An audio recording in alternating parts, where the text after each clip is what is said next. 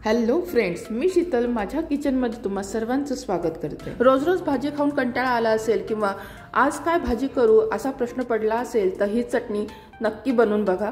आता या ठिकाणी या चटणीचं प्रमाण हे तुम्ही तुमच्या आवडीनुसार कमी जास्त करू शकता, पण जे मी प्रमाण इथे घेतलेलं आहे ते तुम्हाला सांगते। मध्यम आकाराचा कांदा उभा चिरून घेतलेला आहे, 4 छोटे लाल टमाटे घेतलेले, थोडीशी चिंच, मिरच्या आणि लसूण थोड्या जास्त प्रमाणात घेतलेला आणि कढीपत्ता।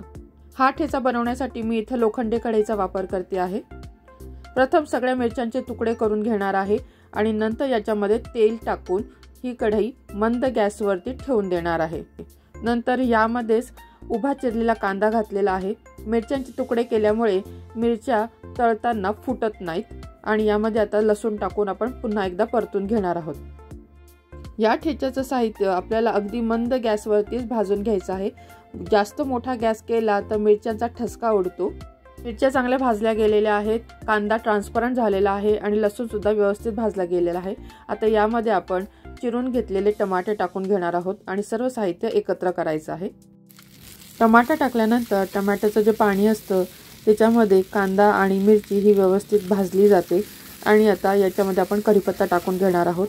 पुन्हा कढीपत्ता सुद्धा छान व्यवस्थित फ्राय करून घ्यायचा आहे।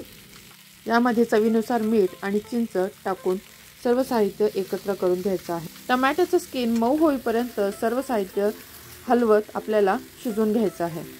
टमाट्याचं स्किन मऊ पडलेलं आहे, याचा अर्थ टमाटा पूर्णपणे शिजलेला आहे। आता गॅस बंद करायचा आहे आणि हे सर्व साहित्य पूर्णपणे थंड होऊ द्यायचं आहे। आता मिक्सरच्या भांड्यामध्ये मी सर्व चटणीचं साहित्य टाकून घेतलेलं आहे। यामध्ये पाण्याचा वापर न करता जितकं शक्य होईल तितकं हे बारीक वाटून घ्यायचं। तर अशा पद्धतीने आपली ऑल पर्पज चटणी तयार झालेली आहे। अशा प्रकारे तयार केलेली चटणी ही फ्रीजमध्ये 15 दिवस अगदी व्यवस्थित राहते। ही चटणी तुम्ही गरम गरम भातासोबत, भाकरीसोबत, पोळीसोबत आणि डोसा आणि इडली सोबत अगदी चविष्ट लागते। स्वस्त खा, मस्त रहा आणि रेसिपी आवडल्यास महिमा क्रिएशन चॅनलला सबस्क्राइब करायला विसरू नका।